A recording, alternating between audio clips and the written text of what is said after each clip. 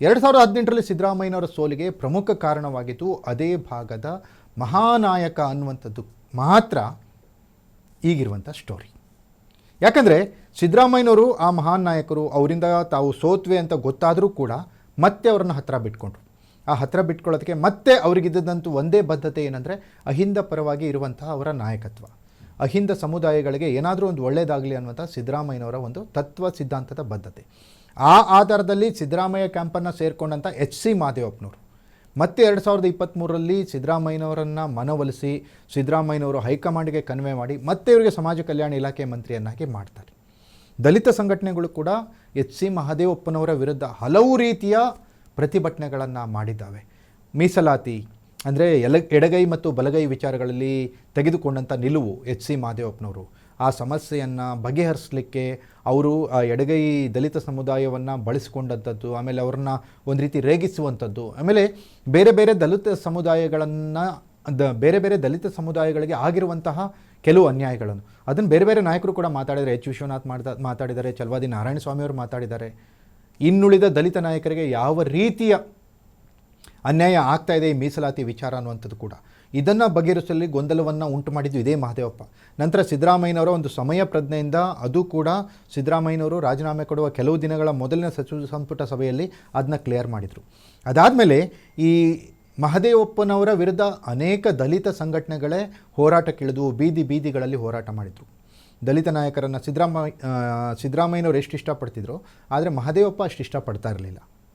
ಮಹದೇವಪ್ಪನವ್ರಿಗೆ ಕೆಲವು ಗುಂಪುಗಳ ನಾಯಕರು, ಆ ಸಂಘಟನೆಗಳು ಜನಸಂಖ್ಯೆ ಇಲ್ಲದೇ ಇರೋರು ಅಥವಾ ಮೆಂಬರ್ ಇಲ್ಲದೇ ಇರೋರು ಕೆಲವು ಅವ್ರದ್ದೇ ಒಂದು ಗುಂಪನ್ನು ಕಟ್ಕೊಂಡವ್ರಿಗೆ ಮಾತ್ರ ಮಹದೇವಪ್ಪನವ್ರ ಹತ್ರ ಬೆಲೆ ಇತ್ತು.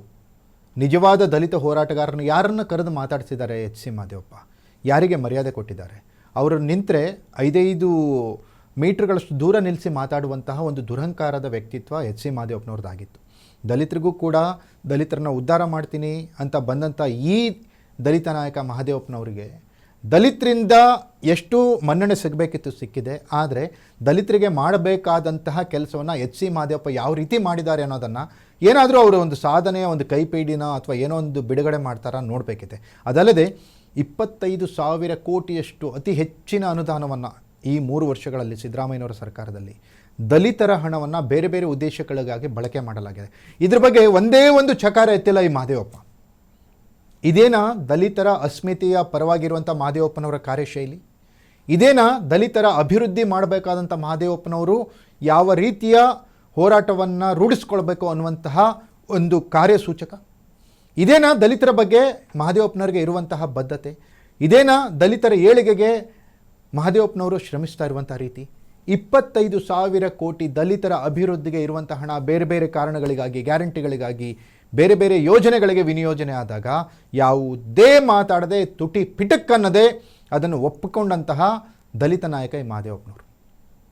ಈಗ ಮಹದೇವಪ್ಪನವರ ವಿರುದ್ಧ ಆಕ್ರೋಶಗಳು ಕೇಳಿಬರ್ತಾ ಇದ್ದಾವೆ. ಸಿದ್ದರಾಮಯ್ಯನವರು ಕೂಡ ಈಗ ಮಹದೇವಪ್ಪನವ್ರನ್ನ ದೂರ ಇಟ್ಟಿದ್ದಾರೆ. ಐ ಕಾಂಟ್ ಹೆಲ್ಪ್ ಅನ್ನುವಂಥದ್ದನ್ನು ಹೇಳಿದ್ದಾರೆ. ಅದಲ್ಲದೆ ಹೈಕಮಾಂಡ್ಗೆ ಮಹದೇವಪ್ಪನವರ ಎಲ್ಲ ಕಲ್ಯಾಣ ಗುಣಗಳು ಗೊತ್ತಾಗಿದ್ದಾವೆ.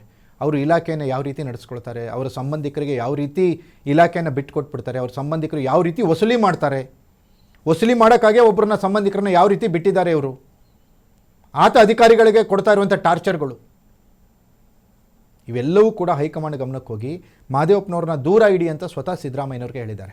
ಈಗ ಸಿದ್ದರಾಮಯ್ಯನವ್ರಿಗೆ ಎಲ್ಲ ರೀಕಾಲ್ ಆಗ್ತಾ ಇದೆ. 2013ರಲ್ಲಿ ಏನಾಯಿತು, 2018ರಲ್ಲಿ ಯಾಕೆ ಸೋತರು ಸಿದ್ದರಾಮಯ್ಯ, ಸೋಲಿಸಿದ್ಯಾರು, 2018ರಲ್ಲಿ ಯಾರ ಹತ್ರ ಎಲ್ಲ ಸಂಪನ್ಮೂಲ ಇತ್ತು, ಅದನ್ನು ಯಾರು ಸದ್ಬಳಕೆ ಮಾಡಲಿಲ್ಲ, ಚುನಾವಣೆಗೆ ಯಾಕೆ ಖರ್ಚು ಮಾಡಲಿಲ್ಲ, ಯಾಕೆ ಸಿದ್ದರಾಮಯ್ಯನವ್ರಿಗೆ 2018ರಲ್ಲಿ ಕೆಟ್ಟ ಹೆಸರು ಬಂತು, ಎಲ್ಲವೂ ಕೂಡ ಈಗ ರಿಕಾಲ್ ಆಗ್ತಾ ಇದೆ.